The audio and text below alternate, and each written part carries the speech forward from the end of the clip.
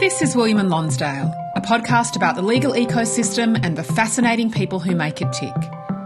Today your host Michael Green speaks with Robert Miller. Robert was born in the Wimmera region on a farm outside Horsham in country Victoria. Through intelligence, curiosity and hard work, Robert made his way to the United Nations in New York, became a senior law lecturer at Monash University. He was one of the founders of the Springvale Legal Service, the member for Prahran in the Victorian Parliament, and spent over 30 years at the bar. Quite amazing for a boy who had never travelled on a train or seen the ocean until he was a teenager. He also managed to play 70 games for the Melbourne Football Club, which ended up crossing over with his professional career in an unexpected way at the UN in the late 60s. A long time ago in the 50s and 60s, Channel 7 used to run a Sunday morning program called World of Sport. And Lou Richards and Ron Casey and Jack Dyer were the three compeers. They were terribly irreverent. Anyway, I got a call when I was working at the UN from somebody at Channel 7 to say that Lou and Ron were coming to New York and could I show them around the UN. And so I said, yes, I'd certainly do that. Met them in the lobby and we went into the Security Council. They were duly impressed with the Security Council. Then we went into the General Assembly, which then had, I think, 130 members. All of the heads of state, foreign ministers, etc., would gather there in September of each year. It's a vast auditorium, like a cathedral, sacred cathedral. Anyway, Ron Casey and Lou Richards and I were walking around and we'd lost Lou. We couldn't find him. We didn't know where he was, called one of the security guards. And the security guard said, there he is. He was up on the highest point of the Security Council, sitting in the president's chair, beaming down and smiling at us. He thought it was a great show.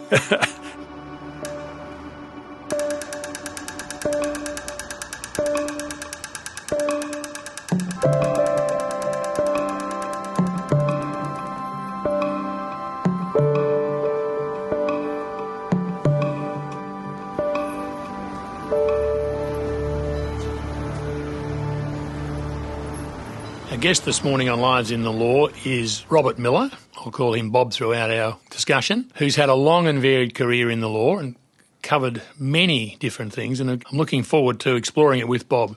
Good morning, Bob. Good morning, Michael. Bob, as I said, you have had a varied career, and I don't think amazing is actually too big an adjective for it. But it started, humble background, a farm in Victoria's Wimmera. Yes, that's correct. During World War II, you're born towards the start of World War II. So take us back then, maybe paint a bit of a picture of what life was like back then and how your journey started. Well, thank you, Mike. Thank you for the invitation. I'm 82 years old and I've spent 60 interesting, enjoyable but busy years in the law. I'd like to just pick up on A.B. Facey's wonderful book, A Fortunate Life. I've had a very fortunate life. So that's the background. Now, I was born in 1941 and I spent the first 4 years of my life on a little farm out of Nattymuck.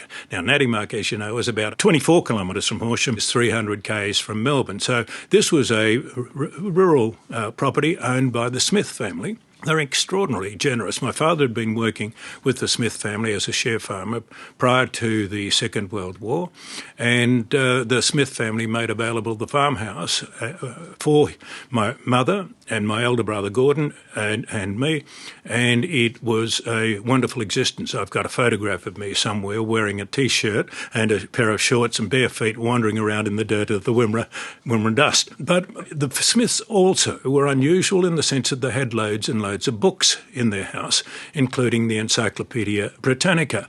My mother used to read to me from the Encyclopaedia Britannica about lions, tigers, camels, whatever it might be, and about travel. And so from about the age of 4, I developed a very, very healthy interest in exotic animals and places, and thought, not then, but subsequently, that one of the things I would like to do is to travel and see some of these places. And my father came back from the war in 1945. There's no school nearby, so the family moved into Horsham. My mother and father bought a house in Horsham, and I went to Horsham Primary School and Horsham High School. In 1951, my mother died. It was tragic circumstances. She died giving birth to my sister Margaret. She died in the Wimmera Base Hospital. So I was aged 10. And it was, as you might imagine, a very, very difficult time. My father clearly couldn't raise 3 young boys and a baby in his house, so my sister Margaret was raised with relatives. 2 to 3 weeks after my mother died, the grade 6 class, or some of the grade 6 class at Horsham Primary, went down to the Lord Mayor's holiday camp at Portsea. You know, I'd never been on a train, I'd never been to Melbourne, and then It's a different world, Bob, isn't it, when to think a boy of that age never been on a train, never been to Melbourne, different world. Different world altogether. And, of course, being young and impressionable, I wanted to have a swim. And it was You'd April. never seen the I'd never sea seen before? the sea. And it's freezing cold. And I caught pleurisy and pneumonia. And this was one of the fortunate events in my life. That doesn't really sound like it, but I was diagnosed with pleurisy and pneumonia by a wonderful radiologist, Dr. Gwyn Villiers. And she and Bob Mitchell, her partner, would come down to Portsea and help look after sick kids. Well, she looked at the x-rays and said, you've got to get off to the Alfred Hospital immediately. So the Villiers and Mitchell took me to the Alfred. I was there for about a week, had lots of injections, whatever they give you for treating pneumonia. And so I was there, and then I spent about a week convalescing at the Villiers-Mitchell home. And we remained friends throughout their entire life. So it was one of those very, very fortunate experiences, you know, because they were an extraordinarily strong influence on me and on my life.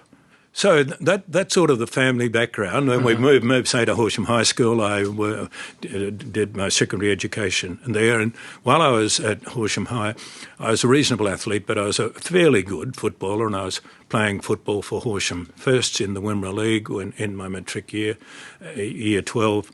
And I was recruited by Jim Cardwell. You may remember Jim Cardwell at the Melbourne Football Club. He recruited me to come down. I was a 17-year-old kid. So I trained with the Melbourne Footy Club, and they said, you're too skinny, you need to bulk up. So I played in the under-19, and that's the Melbourne Thirds. And I played my first AFL game there in 1961. No. So I played 69 games over a period of 5 years up until 1965. And my last game was against Footscray at the MCG in August 1965, and 2 or 3 days later I was on a plane to America. Bob, I want to go back to Horsham High School in the 50s.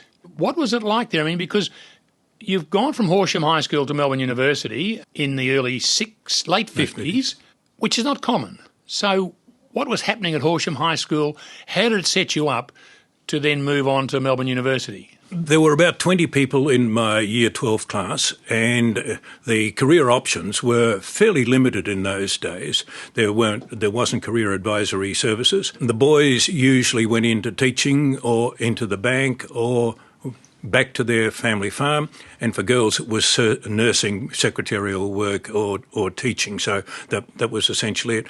I had never really seriously contemplated going into law until I went to a session at the Horsham Courthouse. The year 11 students were sitting upstairs in the courthouse, and Justice John Barry was there on circuit. And he asked the class, why do you think I, as a Supreme Court judge, would come out to Horsham? And he explained that in the 14th century, in the 1340s, Edward II unified Britain by force of law, not by force of arms. And he would send a judge out on circuit to country England, Wales, etc. But not only would the judge go, he'd go with the retinue of knights, so he'd being able to enforce whatever judgment.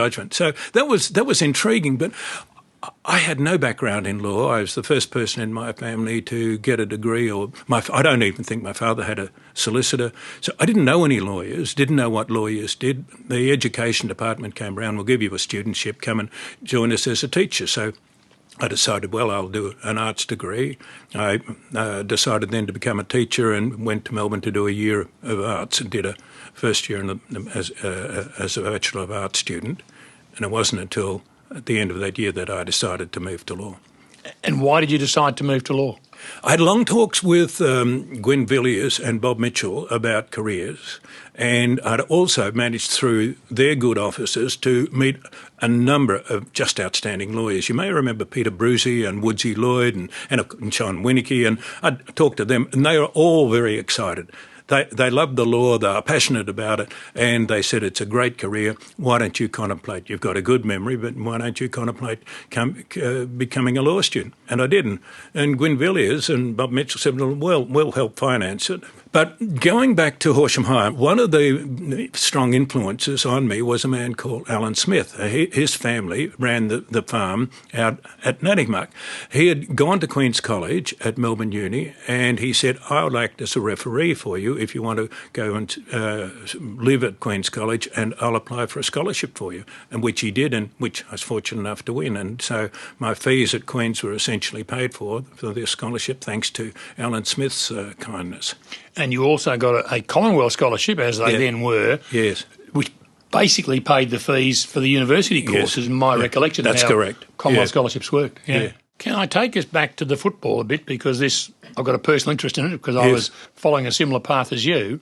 How did you juggle football and law studies, particularly with the legendary Norm Smith as your coach? The simple answer, and it's a short answer, is I compartmentalised my life, and you had to prioritise what was really important, what was not so important. Days were essentially divided between academic work, going to lectures and things like that during the day, and then we wouldn't start football training until about 4:30, and so you would leave the university, and then curiously I often was taken to football training by Brian Dixon. He and I became friends on and off the field, and he was teaching in the economics department at Melbourne Uni, and I'd get into his car and we'd talk about all sorts of things, and he would take me to training, and I'd get a lift home with one of back to Queen's College after footy training. Can I clarify for people younger than you and I, Bob, Brian Dixon was a champion, and I emphasise the word champion, wingman, in the champion Melbourne sides that won 6 premierships, and then later a member of State Parliament. That's correct. I seem to remember he was a minister in one of the Liberal governments.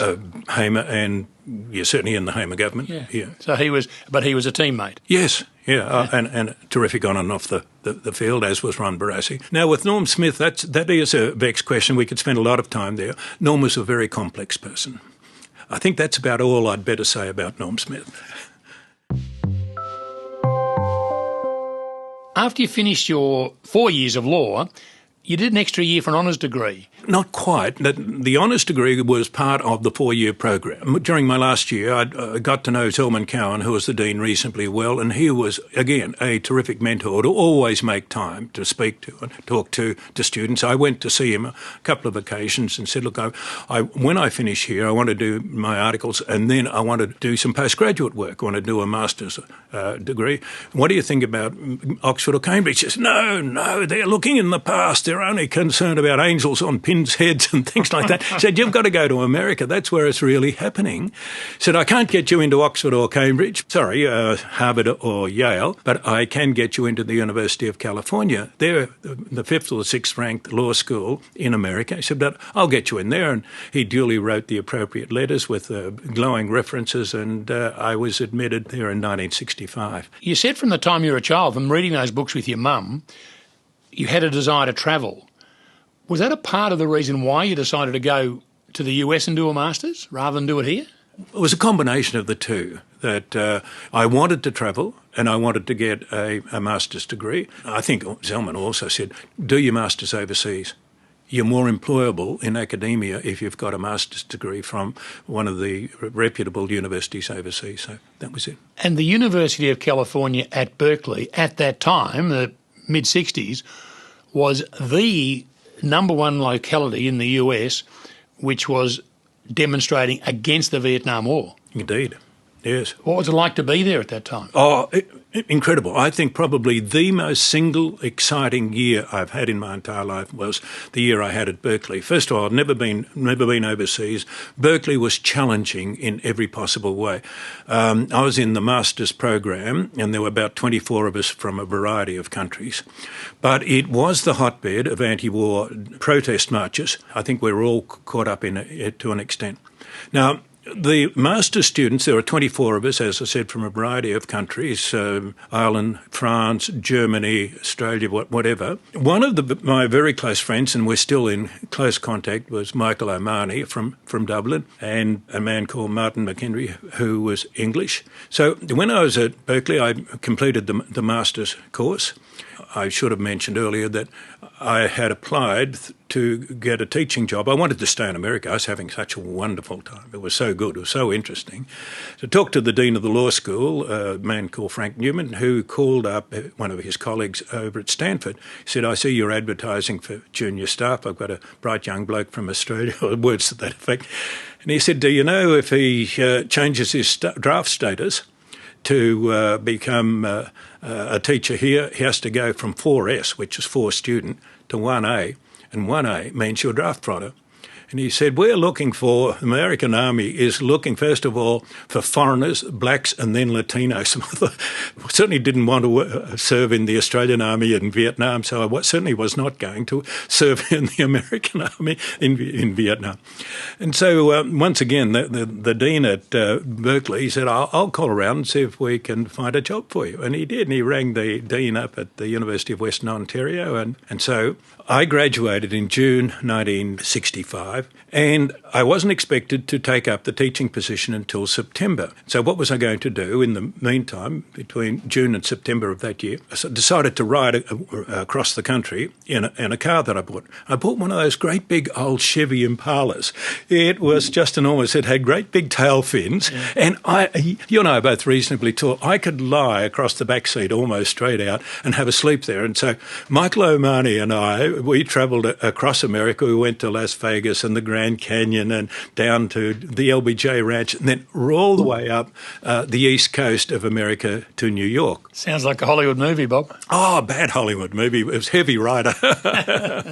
Michael and I duly arrived in New York, and one of our colleagues, this man called Martin, he was doing an internship at the UN in the UN Legal Division.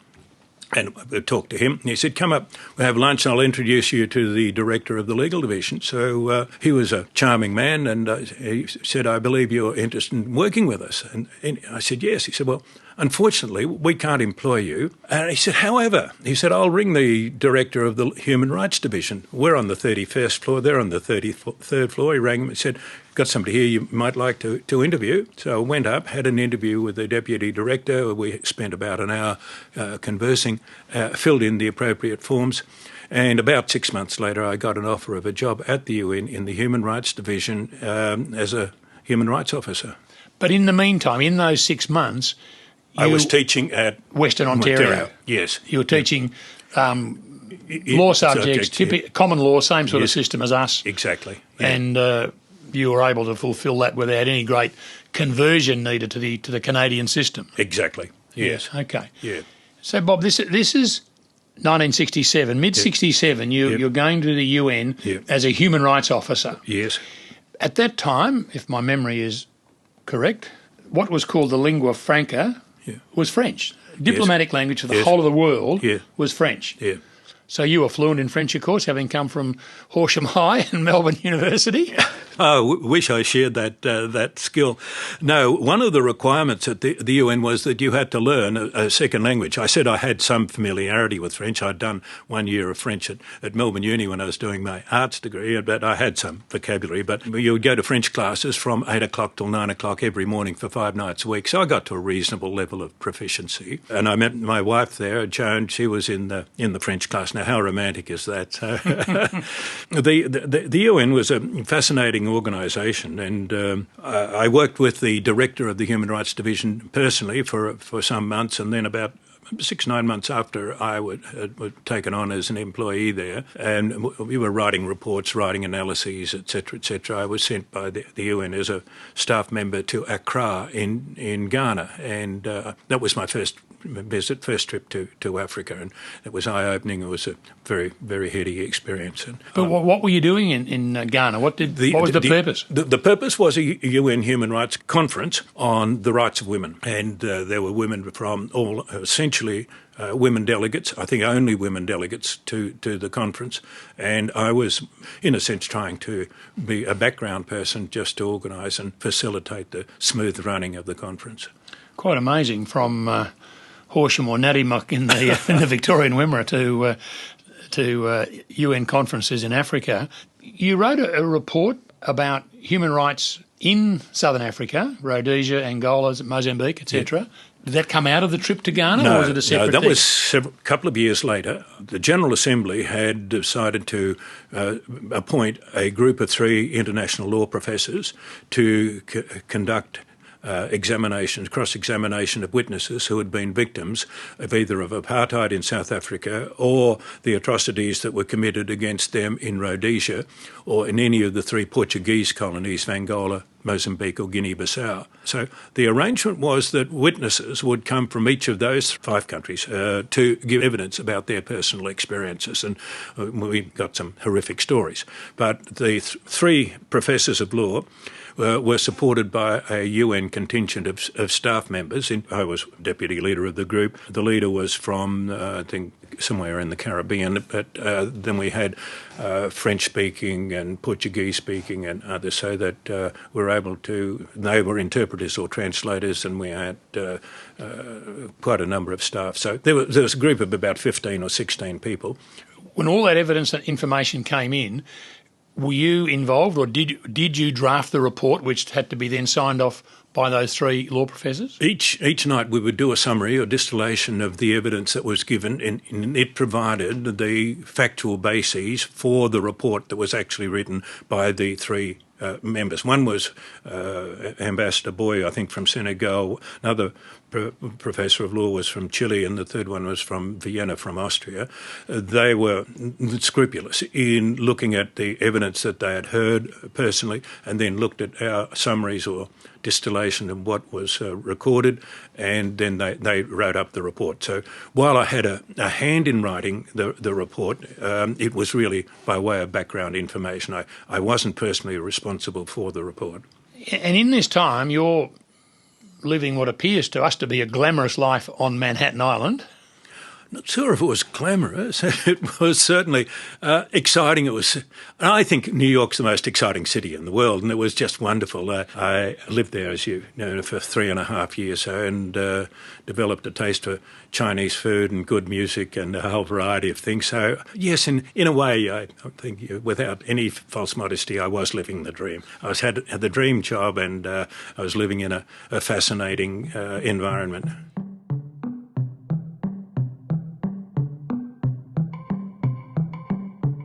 William and Lonsdale is brought to you by Green's List, one of the leading multidisciplinary barristers lists in Australia. Green's List believe in promoting conversation around the ideas and issues that shape not only our legal system, but our wider community.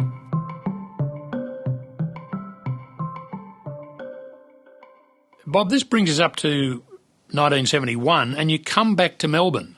What brought you back? I'd been at the UN for 3.5 years, and in 1970 I got a job offer from Monash University to come and teach international organisations, international law, and I said to my wife, she also worked at the UN, that there's a golden manacle. You're attached to the UN because the longer you're there, the more difficult it is to leave, because every year you get a salary increase or you get a promotion or something like that. It's a bit like compulsory superannuation. So I had the job offer, and so we decided to pack everything up and move to Melbourne, and I took up a teaching position at Monash. And I taught there for 10 years. I taught constitutional law, international organisations, etc. But going back to my experience at Melbourne University, it was the Monash University experience and the Berkeley experience was very, very different. At Berkeley, I was introduced for the first time to the Socratic method of teaching, which, as you know, is where there's a dialogue between the teacher and the student. Often, students are invited to ask questions, but more importantly, for instance, there is a reading guide, a case, or a particular text might be required reading for the students, and the teacher, rather than just talking about the text or about the case, will have an exchange of questions and they'll have a dialogue with the students. So it's a to and fro flow of information, one for the other. And you deliberately took that to your teaching position at Monash, to Absolutely. teach in that manner? Oh, yes, the idea of standing up, being a talking head and talking at people for 50 minutes. I think on a good day I have a concentration span of about 3 minutes. And I think most of the pedagogical studies in education departments have shown that the Socratic method is a more efficient and a more effective method of transmitting information. Did you enjoy, at this stage, well, you do sign the bar roll in 1972. Yes. So I guess you're keeping one eye on possibly working in the mainstream profession, not academia. Was it really academia at this stage which you thought would be the rest of your working life? Yes, I did. I thought I'd be there for the rest of my working. I had tenure, and it was important to have that notion of security. But how do I say this in a diplomatic way? Academic salaries were very ordinary, and we had 2 UN salaries, and we're now on 1 at a lecturer or even senior lecturer level, and money was tight. And I decided, well, I'd go to the bar, and I read with Stephen Charles over 2 successive summers, and say from January to the end of February or something like that, and then go back in March to teach. But Stephen was just an outstanding mentor and very, very capable person and full of wisdom and generosity. Yeah, so I read with him, and I signed the bar roll in 1972. Did you do any work as a barrister at that time? Very, very little. Occasionally, and we will probably come to this, went out to the Springvale Legal Service and occasionally go to the Oakley Magistrates Court or something like that, but very, very little. No, I was essentially a full-time academic, just a very, very occasional case, occasionally write an opinion or something like that. Now, you've mentioned the Springvale Legal Service. This was set up by the Monash Law School. Yes, correct. At a time when you were a senior lecturer there. Yes. Were you involved in the setting up of it? Oh, yes. There was a committee of teachers. I've forgotten the surname guy, somebody or other, who was the lecturer in dealing with town and gown matters, and his view was that there was a very, very large number of people in the Springvale Oakley area that required legal representation, and there was nothing to provide it. Somewhat akin then to the Fitzroy Legal Aid Service. And so we decided, well, the Monash Law School had a number of teachers there who had academic and practical experience. So I was certainly one of the founders of the Springvale Legal Service. Bob, would I be right in assuming that you have ants in your pants because you can't sit still, and come 1975 you go back to the US again? Yes. I think it's fair to say I've always been busy, and I've enjoyed being busy. I don't know, it's the old Puritan work ethic or something, I'm not sure. I feel guilty if I'm not busy. So what took you back to the States in 1975? I got a scholarship to go to Yale to do a doctorate, and I spent a year there, and it was a fascinating experience. And then I came back to Australia and got caught up in the political movement because Gough Whitlam got in, as you know, in 1972. I'd come back recently from the States, got involved with the Labor Party in Prahran, lived in South Yarra, a member of the Prahran branch of the Labor Party, and office bearer with the Labor Lawyers Committee. And in 1978, the state election was called for May 1979, and the member for Prahran was Sam Loxton, who you would remember, a very famous cricketer. I think he was a member of the Invincibles. He was indeed, 1948. Yeah, and Sam had been there for, I think he said, the length of a cricket pitch. He was there for 22 years or something. And I announced my candidacy, well, let's say in November 78, and he retired. He announced his retirement a couple of days later. The Libs made a big mistake. They tried to parachute in somebody who lived out at Mill Park. And we've seen with Christine Keneally how that simply doesn't work. And Sam had a majority of about 7 or 8%, maybe we'll say 8%. It was regarded as mission impossible. I thought, well, it's my turn as president of the Prahran branch to stand as the candidate. 30,000 people voters were in the electorate. On the Saturday night after the election, I was 1,500 in front, 400 down, 500, and then it got down to the final count, and I won by 433 votes. That was a landslide. It was in a sense. Yeah. Considering Sam had been there 22 years, yes. It was a huge turnaround. Oh, yeah, I think it was totally unexpected. Did you find it satisfying being a politician, or particularly at state level? Can you get things done? Were you able to, did you feel satisfaction you were helping your people in your electorate? Nowhere nearly as satisfactory in opposition as you do in government. When we had 3 years in opposition, Frank Wilkes was the leader, and then John Cain took over. And John Cain and I were the only, and this surprised me, I must say, John Cain and I were the only two lawyers on the Labor side of politics when we were in opposition. Everyone talked about too many bloody lawyers in Parliament. Well, that certainly wasn't the case back then. I enjoyed it, but I certainly enjoyed being in government so much more. You were then able to do a variety of things, lots of things that you clearly could not do in opposition. And one of the highlights was being appointed to a committee that the Victorian Football League had established. The brief that came from the VFL to a committee that was presided over by David Mandy. And the committee had Bill Pratt, not Dick Pratt, and John Kennedy. So that was the committee. And the brief was seriously complex. It was to examine the operation and practices of the VFL, to look at means of improving it and to give some direction towards the establishment of a nationwide competition to be called something like the Australian Football League. So David was appointed by us as the chairman, and we conducted lots of meetings and heard lots of representations from people who had an interest, who were stakeholders. Bob Ansett, for instance, was one of the people who appeared before us on a number of occasions. I think he was with Budget Car. He was strongly in favour of a national competition. And so we drafted up the report. I did most of the drafting, but of course it had to be signed off by each of the other members, and they reviewed it very carefully. But it was quite revolutionary at the time, quite frankly. What we were calling for was the abolition, total destruction of the Victorian Football League as an entity, that each of the delegates would have to vote themselves out of office. And as we know, politicians of any sort are reluctant to give up whatever benefits they might have had, but that they did eventually. And that there would be a national competition with each of the states other than Tasmania. I'm not sure why, I can't recall why we didn't include Tasmania, but Queensland, New South Wales, Victoria, South Australia and Western Australia were all to be included in a national competition and were to have the power to vote a commissioner on the new body to be called the Australian Football League, the AFL. And those commissioners were independent. They weren't there representing a club. Very true. That was so important. There was no conflict of interest, and they were to be representative of AFL interests, not a club interest. And that model that was in your report, it is still basically the same model today? Basically the same model, but it was tinkered with, modified by McKinsey & Co. They looked at it and they provided a lot more detail and a lot more substance to some fairly broad general principles that were established. But essentially that provided the blueprint, the framework for the newly to be established AFL.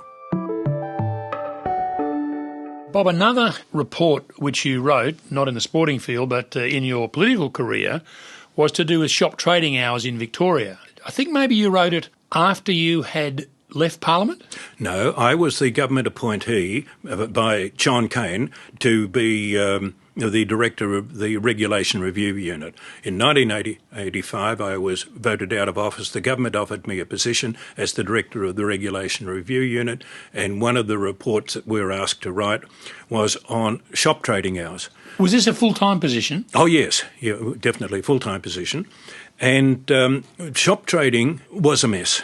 There were shops that could open, shops that couldn't open. Almost all of Melbourne was dead after midday on a Saturday. You may remember Myers or Ball and Wells, Buckley and Nunn, whoever the shops were at that time, had to shut at 12 o'clock. Nothing opened. The only thing opened in Melbourne at that time was the Victoria Market. So we looked at both the shop trading hours and what could be sold, because there was a schedule to the Shop Trading Act, I think it was Schedule D, and there were particular items that could or could not be sold. And Frank Penhallarek, whom you may remember, ran a campaign, very strong campaign, to have the hours changed and also the number and variety of items that could be sold extended. So and he had a hardware store in Hawthorne Road, Caulfield. Yes. And I remember it well, that it was quite notorious. Yes. That it was open. It was open at a time when no one else was open, and really it wasn't meant to be open. That's right.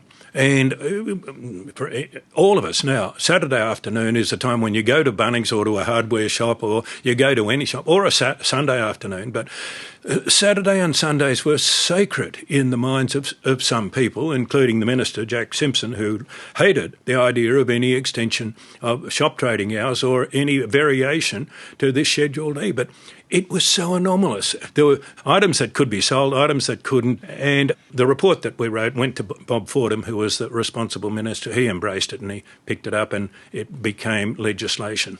There's a bit of a theme there, Bob, that you were writing similar reports for the UN on human rights abuses, etc. The AFL, the VFL to AFL transition, shop trading hours. Did you develop a system, a bit of a framework of how you would distill evidence and then write it into a comprehensible report? Did you enjoy it, and did you have a system for doing it? One, I did enjoy it. I think I enjoyed the process, first of all, of getting the information, two discrete parts. It was getting the information from people who were directly affected, the stakeholders.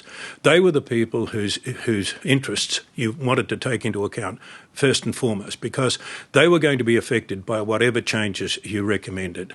And in the main, if I go back to the UN report writing, the stakeholders were people who had actually been physically tortured or abused or misused in some form or other, and we wanted to respect their evidence, etc. But the effect of all of that was to bring a lot more international pressure on the Portuguese, on the Rhodesians. God, the Rhodesians were brutal. They wiped out, thousands and thousands of people. And these were the British, essentially, and, of course, the South Africans. So it brought about some significant changes over time. I don't say that there was a direct correlation, but it was just part of a wider process.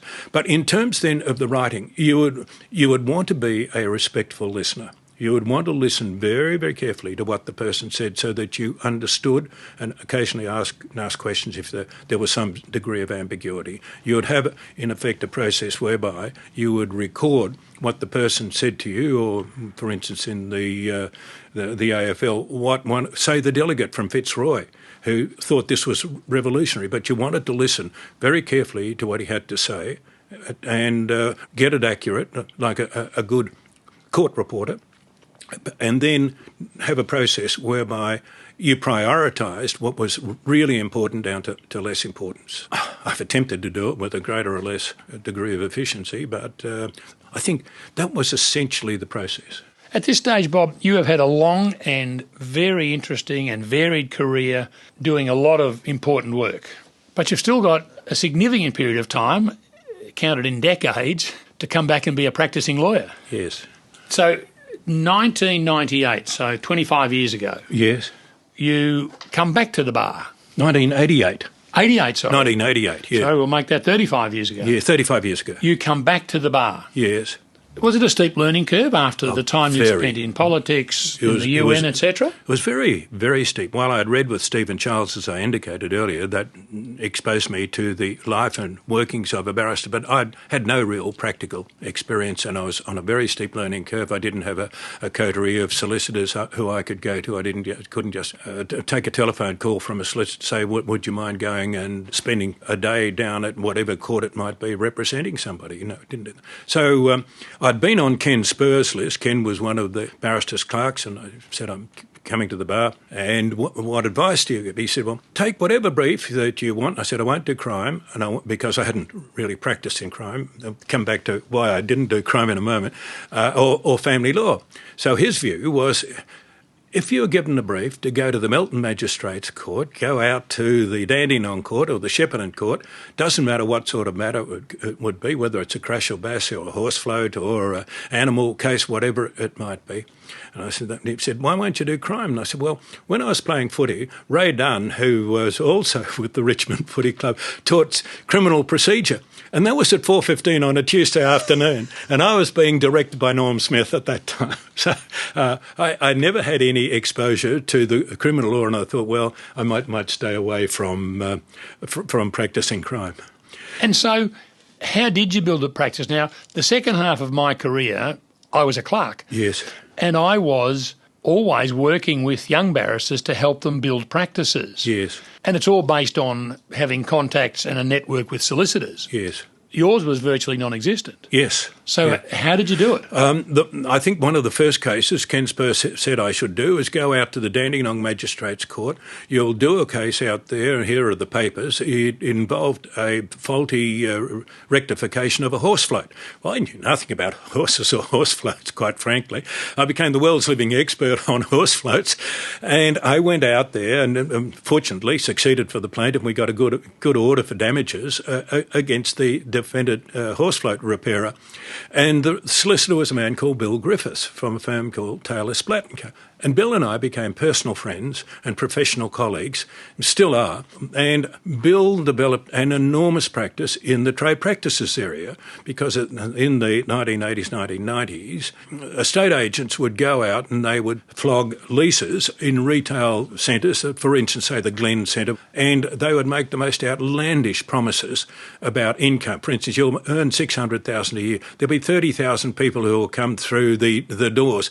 You'll be the only fish and chip shop there, and you'll have a shop. Well, so often this didn't come to pass. They would be put into a little annex. It wouldn't be the only fish and chip shop. The amount of money that they generated was nowhere nearly that, and the volume of turnover of people coming through was way, way less. So Bill and I took on, Bill had 300 cases, I think he said, and I did an enormous number. In which court, Bob? Supreme Court, Federal Court. But mostly Victorian Supreme Court. I think we only ever went to trial in about 5 or 6 cases. The vast majority were settled at mediation. So one of the things that I learned very, very quickly after coming back to the bar was the importance of mediation. And again, at the Victorian Bar, there was a quiet revolution. The Victorian practitioners adopted and absorbed mediation far more readily and far more willingly than our New South Wales counterparts. And mediation was fundamentally required before a case could go to trial. And that largely came about because in 1992, the judges of the Supreme Court were concerned about the huge backlog. You may remember it. There were 3, maybe 4-year delays in getting a case on for trial.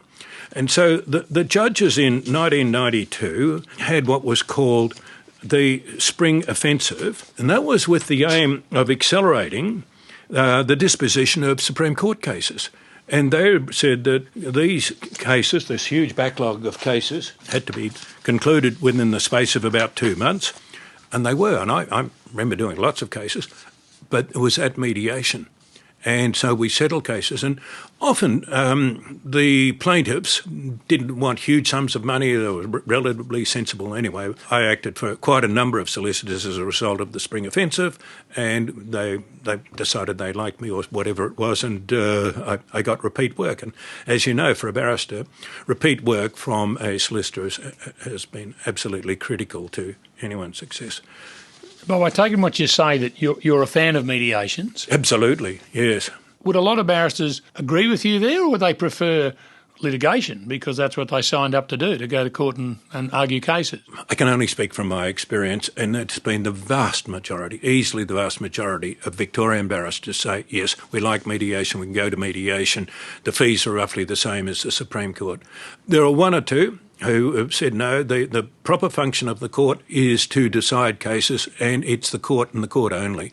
The law, as you and I know, is a very blunt instrument. It deals with dollars and cents. It doesn't deal with grief, doesn't deal with pain, doesn't deal with hurt, doesn't deal, unless it's in a specialised jurisdiction. But if you've got a contract claim, the remedy is in dollars and cents. And in testator's family maintenance, in the family provision cases, you can get an award, but it's in monetary terms and it's got to come out of the estate. So, which is so interesting because testator's family maintenance cases, in my experience, were always about personal issues, really not about dollars and cents. That's so often the case. People's judgment was clouded because of the personal animosity or the personal connections. The real difficulty I think you often had in a family provision case was getting the plaintiff to understand that their son or their daughter may have made a bad decision in their life, but the will maker had made an even worse one. I'm just interested, with your experience, Bob, have you got views on what makes a good mediator? Oh, yes. I taught alternative resolution with Judd Epstein out at Monash for, quite a number of years, maybe 7 or 8 years, and we used to go through what the criteria were. And the first thing was that you were a listener. You weren't a decision maker. You would listen, and you would then try and identify, crystallise out what were the key issues between the parties. I think it might have been Stephen Charles said to me a long time ago that when you go to court, judges are very busy people, or if you go to a mediation, the mediator is busy. Focus on the 2 or 3 most important issues in dispute. Don't worry about what was the colour of your grandmother's dress at her wedding or something like that. Don't get caught up in the periphery. Being a good listener, having a clear understanding, being neutral, being objective, and being able to articulate in summary form what the real issues are. Have you acted as a mediator yourself? Oh yeah, and hundreds and hundreds of them. Did you enjoy it? Yes, I did.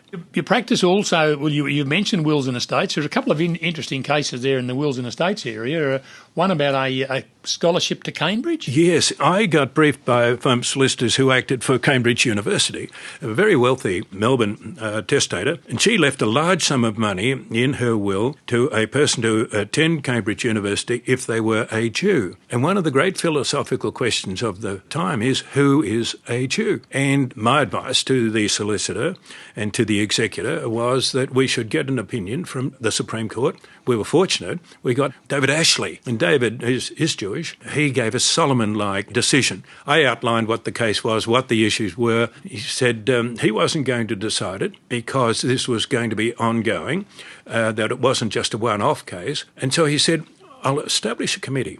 There will be an Orthodox Jew, there'll be a liberal Jew, and there'll be a person who will be described as a social Jew who practices Judaism but isn't necessarily an adherent. And so this was Solomon-like. And the committee, as I understand it, still sits, and it dispenses a large scholarship each year to an Australian student who characterises themselves as a Jew to go and study at Cambridge. Lives in the Law is proudly sponsored by City Maps Illustrated. Their recent publication, The Melbourne Map, is a celebration of our wonderful city. This stunning, hand-drawn illustration, which took more than 3 years to create, is available as an art print, jigsaw puzzle and calendar. The perfect acquisition for your home, office or corporate gifting.